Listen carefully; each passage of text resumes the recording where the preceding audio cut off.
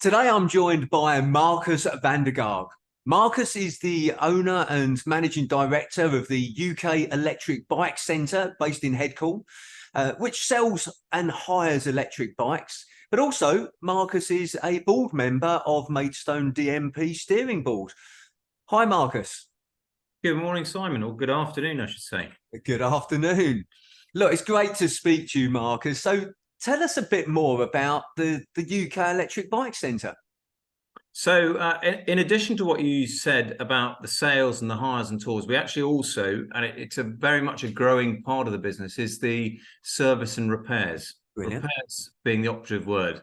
As more and more people buy off the internet, our repairs side seems to get busier and busier. But yeah, we've been going nearly 10 years now. Started very small, selling from the farm where we live, near Headcorn. Sold about 30 bikes in that first year and thought, this is a sort of hobby. Maybe this could become a business. And from there, we now sell about 350 bikes a year. We have, although it hasn't returned to the 2019 numbers, we have many people that follow a set route around various different vineyards on an individual, family or small group basis, and then we have corporate groups as well that come along. So very, very varied, and as the old adage said, it's a one-stop shop for e-bikes. Very good. Oh, well, thank you for that background. Sounds fantastic. So, so why did you start your own business, Marcus, and why e-bikes? So I've always been an ideas person, and I would say I used to be in the military, in the army, and after leaving that, I've always been an ideas person, thinking about lots of things to do, and have helped a number of people in their businesses. And 12 years ago, I actually had to have both my hips replaced. And somebody said to me, I've been organising London Triathlon and working for a sports media group called IMG. And somebody said to me, try an e-bike. And at the age of 44, you go, no, really don't think that's for me. However, I was in a lot of pain and somebody said it'd be good for rehabilitation. And I went, okay, I'll give it a go. So I jumped on an electric bike and went, oh my word, these are amazing. And that was, 10 odd years ago. And they've developed a long way since then. So yeah, that's how we started out. Started as a hobby and has slowly grown into a good little business. Fantastic. And so when you were sort of younger, when you were at school, college, university, did you always want to be a business owner, or is that something that has materialized as you've got older? No, I think it's definitely materialized. Having worked for a number of other people over the years, I saw opportunities and never took them. And so when this came along, e-bikes was only just starting out. Although, China was massive, Europe was fairly large. Britain, if you talked about an electric bike, people will go, what? What does that mean? So we were very, very early stage on that. And in fact, I went out to China to go and look at various different factories, because that's all they were produced. But no, at the starting stage, I always thought I'd possibly fall into it, but didn't necessarily have the confidence to go for it. Okay. And let's dig into that a little bit more. Why did you think you didn't have the confidence to start your own business, Marcus? Well, I suppose in my 20s, I didn't have the business acumen. Mm-hmm. But with the various roles as commercial directors of various companies, you get to acquire all these different skills. And I suppose the push, well, it wasn't COVID, because it was prior to COVID, but I'd been made redundant. And that gave me the push to think, yeah, I'm going to just give it a go. So I started it, as I say, 10 years ago. I ran it for about 3-4 years, and then somebody tempted me back to London. So I've got somebody in, or in fact, I had a number of different people to run the business, and they were never running it particularly well. And so by stepping in, putting the hard graft in, and having the knowledge that I did, slowly, we've built it up over the last sort of 3-4 years. Very good. And you say there we build it up. Have you got a team? Yeah, no, I've got a team, and I've got the right team now. It's taken a bit of time. I've got a chap called Warren who is fantastic. So he has actually given up his other career. So he was an estate agent for 24 years, loved mountain bikes, loved trying an e-bike. And so he was a perfect fit to come in and help out. I've got another ex-forces person who helps on the repairs side, who's done all the mechanics training. And then we also have a young lad who is an ex-electrician. And he is brilliant on all electrical repairs. And he's, again, mad about bikes. So we've created a very good small team who love anything to do with not just e-bikes, but bikes in general. Yeah. So they've got a passion for the for that type of industry and business. So yeah, 100%. And that is definitely a key pointer. If I was to advise anybody, you've got to have a passion for what you want to do. Yeah. No, and why I agree. By the way, why do you think it's important to have a passion about what you do? Well, I think if you didn't have a passion and it's purely about money, I personally, I just don't think it works. You have to have a real interest. And, 10 years down the line, I still love, whether it's somebody who is a teenager who wants an e-bike to go to school, or our oldest client who is 92, I watch people coming back into the shop having test rode a bike, and they are smiling from ear to ear. And that gives me so much pleasure. Yeah. And I think that combination of all of us having the passion to do with bicycles just helps to push the business along.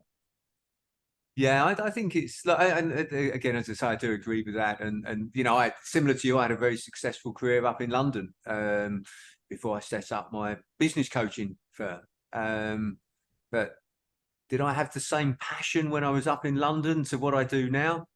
Actually, no. Yeah, I agree. Passion's very important. And so if you had to start from square one in business, what would you do differently now if you look back on things? What would I do differently? I think when I started 10 odd years ago, I should have taken an opportunity to develop my own brand of e-bike. I didn't at the time, didn't have the money. And it was so new to the market, I didn't know how e-bikes would develop. And nowadays, I mean, you look at Europe, 1 in 2 bikes sold is now electric. Right. Which is huge. Yeah, I didn't realize that. Yeah. That would definitely be one of the points. Yeah. Okay. And why do you think that if you look back now, and I know you said you didn't have the money to do it, but if you look back now, do you think you would have, knowing what you know now, do you think you would have somehow found the way to do that, to have your own brand of e-bike? 100%. I mean, there's another brand called Oxygen, and I actually went out with the previous owner out to China at the same time, and we went round, I think it was about 10 or so factories. Fascinating, never been to China before. And he invested and has a very good brand now, and I didn't. Yeah. But we've developed in different ways.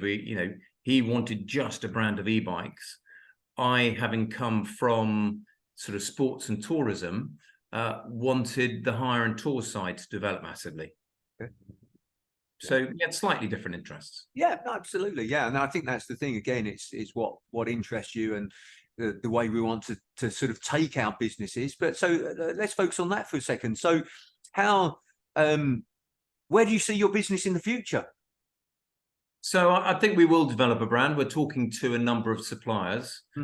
So that is one side. The other side is to open multiple stores across Kent and Sussex. That's why in the very first instance, I bought the domain name UK Electric Bike Centre, as well as London, Kent, and various others. So I have the opportunity, and I saw a franchise opportunity within this, of being able to expand further if people wanted to buy into it. Yeah. And is that something that you see yourself doing, sort of having a franchising the business, or Yeah, most definitely. It's not the priority at the moment, but it's definitely something that that is there, and we have set up the procedures in place. And I've got another business which deals with franchisees, so it sort of dovetails into what we're doing. Yeah. So you say it's not the priority at the moment. What is the priority for your business at the moment, Marcus? I think developing the different strands as a business. So the sales side has just exploded. Yeah. That has always going to grow. This year we've done more corporate bikes. So what I mean by that is we have sold pool bikes to businesses to grow their green credentials. We brand the bikes up in those corporate colors. And then those bikes are used by staff to go between A and B instead of necessarily going in a taxi. Okay. Now, what's interesting is, and the different model I have, I don't want to just sell these companies' bikes. I want to help them with all the health and safety headache of trying to guide them through that process of, how do people book bikes? Can we develop an online system? So we have an online system that we can literally just give them to help them in that process. And aside of that, up until May this year, there was a KCC grant for people to buy e-bikes. Nobody knew about it. I was desperately trying to get the word out there that businesses could get a 40% grant for electric bicycles for staff. But it wasn't known, and that money has now disappeared. I'm sure something will come up in the future. So it's that whole circle and all encompassing, being able to provide a bike that is good and reliable, being able to provide the health and safety side, being able to advise on how one should book it, maintenance records. Because having worked for some big corporates, I've helped to develop those processes. So I'm just passing them across. Yeah. Right. Okay. No, I like it. Sounds So, really exciting to be part of this, as at the moment, as it's moving forward. So definitely. What would you say is one of your biggest learnings since you've been in business? If we're talking about electric bikes, I would say the biggest one is cheap is not necessarily the best way forward. Okay.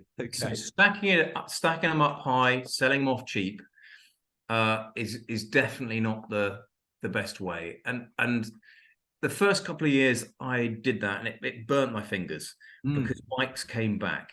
And I think it's now even more important that people really look around at where they're buying whether it's an electric bike or an electric scooter, or even a quad bike or an electric motorbike. Go to somebody reputable. The batteries that we have all heard about catching fire on the TV and on the radio, and there's a number of different cases in Kent. Predominantly, those people have bought cheap and cheerful stuff off the internet, and often they don't have fuses in. It's a disaster waiting to happen, and the government really just need to get on top of it, because otherwise there'll be more fatalities. But I think the key one is, to buy a decent electric bike, you've got to spend about £1,000. However, cycle to work scheme, if they buy it through their work, they'll save up to 47% of the cost of the bike.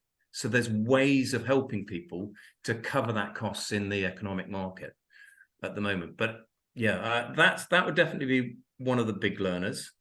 It's interesting because I think that, yeah, and I know you've sort of related that to electric bikes, but that's actually a bigger sort of like lesson as a whole for everyone, isn't it?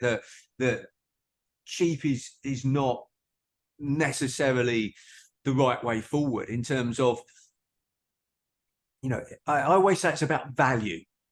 It's Correct. about value, isn't it? So rather than, yeah, just going for the cheapest, right? Okay, so what value do we get from whatever it is that we're purchasing, buying?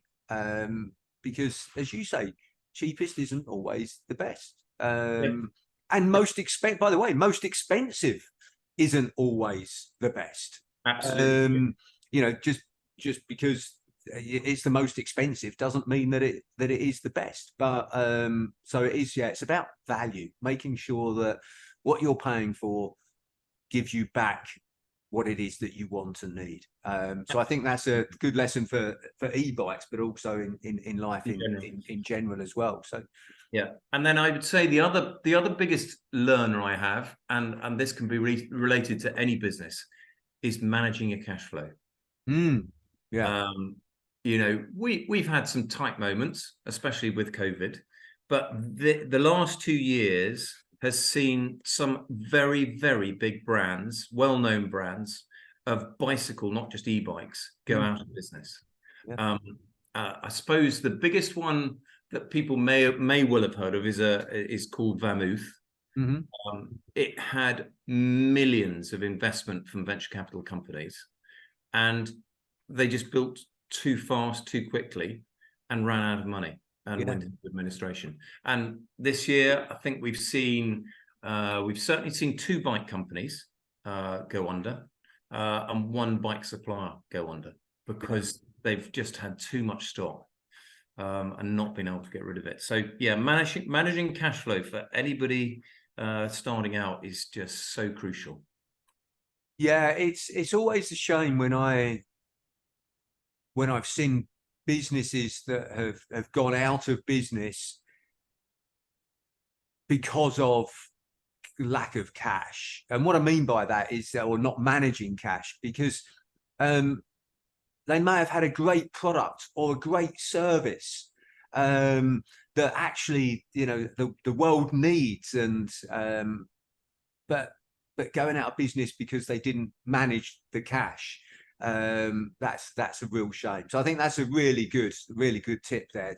What's the saying is that you know, revenue is vanity, profit is sanity, but cash is king or queen. Yeah. So yeah, I think that's a phrase that's been around for a long time, but it's still true today. 100%. 100%. So what look, there's a question that I always like to ask everybody that I interview, which is, what's the best advice that you would give to an 18-year-old you?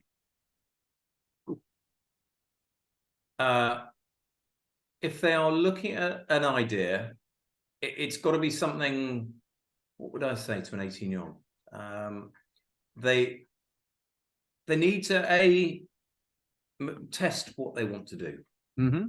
They need to find out, is this something that could potentially make money? Then I would say you've got to have the right team around you, or the right advice. Now, Simon, you give business coaching to various different people. And I think having a mentor, as I did in the early days, I had somebody I could just bounce some ideas off, is incredibly important. Because if you're an ideas person, you often are one of those people that will just fizz from one direction to another. To be able to focus on that product and make sure, or that service, and make it work, having that sounding board from somebody is incredibly important. Yeah, look, I like everything you said there in terms of, yeah, first of all, test.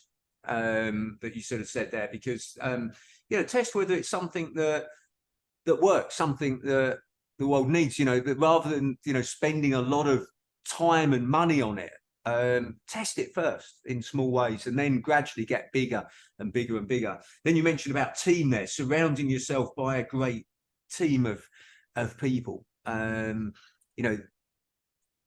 business, it relies on people. So having a great team is just so important. And then you mentioned there about mentor and coach. And look, obviously I would say this because being a business coach, however, it's, well, in fact, a mentor is slightly different to a coach, but having those people you can bounce ideas off, speak to, again, and get advice from. You don't even need to take their advice, but just talking about it and listening and hearing, and then making your own decisions based on what you've learned and picked up from other people, I think is so important. So yeah, some great advice there, Marcus. I like that. So yeah, and also, Simon, I think it's important, going back to the very start of when we started, is having that passion. Yeah, okay? yeah. Because I do firmly believe if you've got a good idea, okay, you're passionate about it, you've got the right team around you, start slowly, make it work, the money will follow. Yeah. Yeah, the money will definitely follow, but don't necessarily think it's going to make you £1 million straight away. As a lot of 18-year-olds, I think that, but if they just slowly but surely build things up, and as we've just said, whether it's a mentor or a business coach, and my team at the moment, I always ask them, what do you think of this? Ultimately, it's my decision, but it makes them feel involved in it. Yeah, and I think that's an important thing as well. It is, yeah. No, absolutely. And I think what you actually said there is supported by numbers. In terms of 60% of businesses fail in the first 5 years, 90% fail in the first 10 years. And that's for various reasons. So, being a business owner doesn't always give you the things that you think they're going to give you. It can do, but it's not necessarily an overnight success. Some businesses are, some people have made overnight successes and it's been great, but they're the exception rather than the rule. Generally, being a business owner, it takes time, takes focus, takes a good team. But also the other thing that you said there is about, it reminds me of the Japanese word ikigai. Whether I pronounced that correctly or not, I don't know. But it's like 4 circles that overlap in the middle, a bit like a Venn diagram. And I think, if I can remember it correctly, the 4 things are to focus on. And the ikigai stands for your reason for being. And the 4 circles are something that you enjoy and love. So in other words, the passion that you said. Something that the world needs. Yep. That's another circle. Something that makes you money is the other circle. And I'm desperately thinking what the 4th one is now. I can't remember, but Google it. Ikigai, IKIGAI. Okay. Something you love, something the world needs.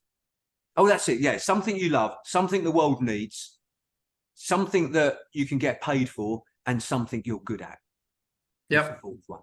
I think. And if you focus on all 4 of those things, then that's when you found your reason for being, and you're enjoying it, and you're successful, and all those sort of things. So, well, Marcus, look, on that note, I really appreciate you taking the time to speak to me today, and sharing more about your business and also your journey as well. So thank you very much. Most welcome. Thanks, Simon. Okay.